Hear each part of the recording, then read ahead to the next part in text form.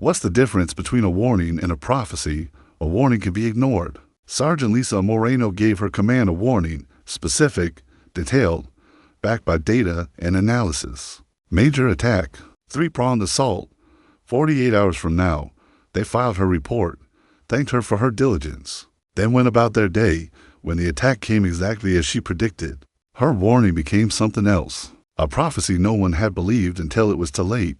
Before we begin, make sure to subscribe to Acts of Veterans so you never miss these true tales of courage. And tell us in the comments, where are you watching from today? Sergeant Lisa Moreno was 27 years old when she arrived at Forward Operating Base Vanguard. In Kandahar Province, Afghanistan, she came with a degree in linguistics, fluency in Pashto and Dari, and a mind that saw patterns where others saw noise. Her assignment was intelligence analysis, the kind of work that happened in windowless rooms filled with computers, headphones, and stacks of intercepted communications. While other soldiers ran patrols and manned guard towers, Lisa sat in what everyone called the basement, though it wasn't actually underground, and listened to the enemy. She was good at it, exceptionally good. Within her first month, she'd identified 3 supply routes the enemy was using.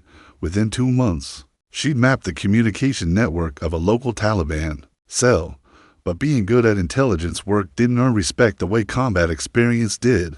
To the infantry soldiers at Vanguard, Lisa was the basement analyst, the quiet woman who never left her desk, never carried more than a sidearm, never got her boots dirty on patrol. What could she possibly know about the real war? Staff Sergeant Derek Chen, the operations NCO, summarized the general attitude one day in the talk. Moreno's great with data, he said, but intel's always playing catch-up. By the time analysts figure something out, the situation's already changed. It was said without malice, just the casual dismissal of someone whose work happened in the background while others faced the visible danger. Lisa heard comments like that often. She never responded. She just went back to her screens and her headphones and her endless stream of intercepted radio chatter, because she knew something they didn't. The enemy wasn't random, they were predictable. If you knew how to listen. It started 3 days before the attack. Lisa was reviewing communications intercepts from the past 72 hours. When she noticed something unusual, a phrase kept appearing in different conversations. In Pashto, it translated roughly to "the red moon rises." At first glance, it seemed poetic, meaningless, but Lisa had been tracking enemy communications long enough to recognize coded language. She flagged it, cross-referenced it with other intercepts, and found the phrase appearing in conversations between 4 separate Taliban cells that normally didn't communicate with each other. That was the first anomaly. The second came when she pulled movement reports from observation posts around the province. 3 different groups had shifted positions in the past 48 hours. Small movements, easy to miss individually, but when mapped together, they formed a pattern. They were repositioning closer to Vanguard. The third anomaly appeared in supply route data. A local market that usually saw steady traffic had gone quiet. No trucks, no vendors. The kind of quiet that happened when civilians knew something was coming. Lisa sat back from her screen and felt the pieces click together in her mind. Coded communications, troop repositioning, civilian evacuation patterns. She'd seen this before, in training scenarios, in historical case studies of coordinated attacks. This wasn't random enemy activity. This was preparation. She spent the next 6 hours building her analysis, communication timelines, movement maps, probability calculations. Everything pointed to the same conclusion: Forward Operating Base Vanguard was about to be hit hard, and soon. At 1400 hours, Lisa requested a meeting with the base commander, Major Robert Kessler. She brought a printed briefing packet with every piece of evidence she compiled. Major Kessler was a career infantry officer, 20 years of service. To previous deployments, he ran Vanguard with efficient professionalism and a healthy respect for experience. Lisa had neither combat experience nor rank that commanded automatic deference, but she had data. She laid the briefing packet on his desk. "Sir, I believe we're going to be hit with a major coordinated attack within the next 48 hours. Kessler looked up from the paperwork he'd been reviewing. His expression was polite, but skeptical. "Go on." Lisa walked him through it. The coded phrases, the repositioning, the supply route changes. She showed him the pattern analysis, the probability matrices. When she finished, Kessler leaned back in his chair and studied the documents. "This is thorough work, Sergeant," he said, "but intelligence is often incomplete. You're extrapolating a lot from circumstantial data." "Yes, sir," Lisa replied, "but the pattern is consistent with pre-attack behavior we've seen in other AOs." Kessler nodded slowly. "I'll take it under advisement. We'll increase alert status and tighten perimeter security, sir, respectfully. I think we need to go beyond that. Reinforce defensive positions, recall patrols, prepare for a coordinated assault from multiple directions." Kessler's expression shifted slightly. "Not hostile, just firmer. Sergeant, we can't shut down base operations every time we see unusual enemy activity. We have missions to run, patrols to conduct. If we overreact to every threat assessment, we stop functioning." Lisa felt the argument slipping away, but pushed once more. "Sir, the probability here is over 80%. That's not speculation, that's—" "I understand your concern," Kessler interrupted gently, "and I appreciate the work you've put into this. We'll take precautions, but we're not going to full defensive posture based on pattern analysis." He handed the briefing packet back to her. "Keep monitoring. If you see anything more concrete, let me know immediately." Lisa took the packet, nodded, left the office. In the hallway, Staff Sergeant Chen was walking past. He caught her expression. "Let me guess," he said. "Major didn't buy the attack prediction?" "He took it under advisement," Lisa said quietly. Chen shrugged. "Intel's always seeing ghosts, Moreno. No offense, but until we see actual movement toward the wire, it's all just theory." Lisa didn't argue. She just walked back to the basement and sat down at her console. The data hadn't changed. The threat was still there, but no one was listening. Over the next 36 hours, Lisa continued monitoring. The patterns intensified. More coded communications, more repositioning, radio chatter increased. The phrase "red moon rises" appeared 11 more times. She updated her analysis, sent it up the chain, received the same response. Increased alert status maintained. Continue monitoring. By hour 40, Lisa could predict with near certainty when the attack would come. Late evening, just after sunset, when guard rotations were changing and visibility was lowest. She tried one more time. At 1600 hours, she walked to the talk and found Major Kessler reviewing patrol schedules. "Sir, I need the minutes." Kessler looked up, clearly tired of the conversation. "Sergeant Moreno, we've already, tonight, sir, between 1900 and 2100 hours, three-pronged assault, mortars from the North Ridge, ground, assault from the east, diversionary probe from the south gate." Kessler stared at her. "You're telling me you know exactly how they're going to attack?" "Yes, sir.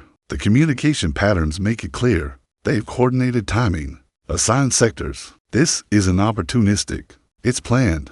Kessler set down his pen.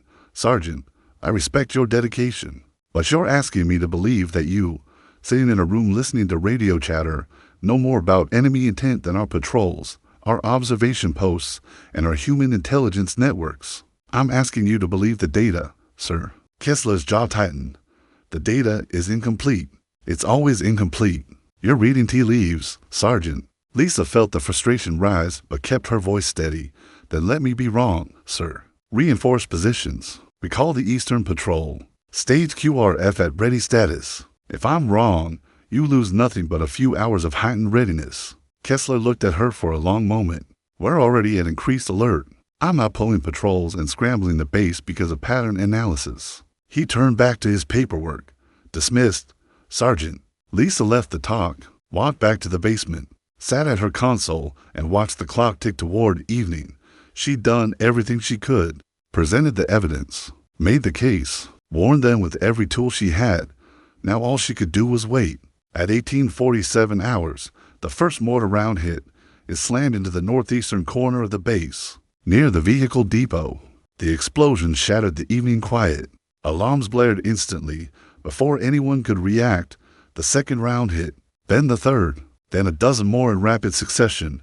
Mortars rained down from the North Ridge, exactly where Lisa had predicted. In the TOC, Major Kessler's radio exploded with reports. "Contact north. Mortars inbound. East perimeter reports movement. Multiple hostiles. South gate under probe. Small arms fire. 3 directions. Coordinated. Simultaneous. exactly as Lisa had described. Kessler grabbed the radio. All units, defensive posture. QRF mobilized the east perimeter. Get counter-battery fire on that. Ridge, Staff Sergeant Chen was beside him, his face pale. Sir, this is exactly what Moreno said. I know. Kessler snapped. Give me Moreno. Now.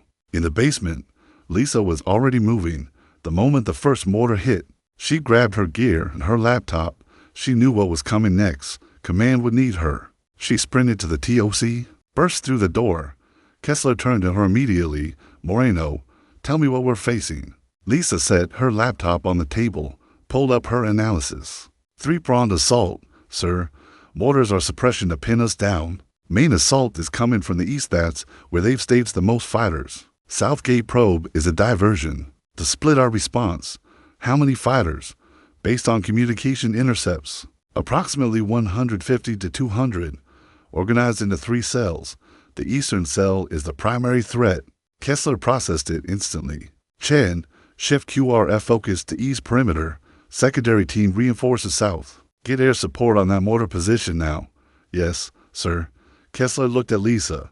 What else? Lisa pulled up a communication timeline. They're using a coordinated frequency. If we jam it, we disrupt their timing. They'll lose synchronization between cells. Can you identify the frequency? Already done, sir? She wrote it on a notepad and handed it to him. Kessler grabbed the radio. Comms. Jam frequency 30.5 megahertz. Immediate. Copy. Jamming now. Outside, the attack continued. Mortars. Gunfire. RPG trails cutting through the darkening sky. But inside the talk, the chaos was becoming manageable, because for the first time, they weren't reacting blindly. They had a map, a prediction, a plan. Lisa continued feeding information to Kessler. Enemy cell positions based on radio traffic, likely assault routes, weapon concentrations. Every piece of intelligence she gathered over the past 3 days was now being used in real time. At 1920 hours, the eastern assault hit the perimeter hard. 50 fighters, coordinated fire, breaching equipment. But Vanguard was ready. QRF had reinforced the position. Machine guns were pre-positioned. The assault broke against prepared defenses at 1945 hours. Air support neutralized the mortar position on the north ridge.